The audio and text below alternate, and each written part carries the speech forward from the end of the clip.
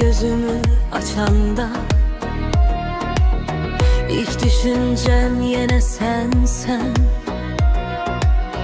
Yüreğimde dönür heyecanla, bütün dünyam her şeyim sen.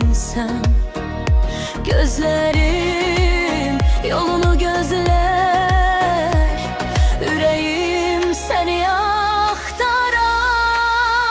Sensiz olmaz bu hayat, sensiz solur her bahar.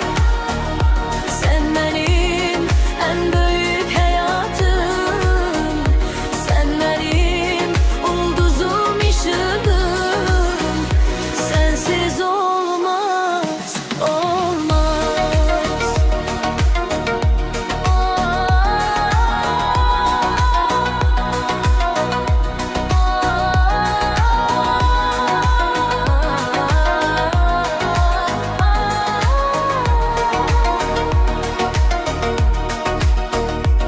Gözlerini içinde itiren her bakışın bir dünya mənə.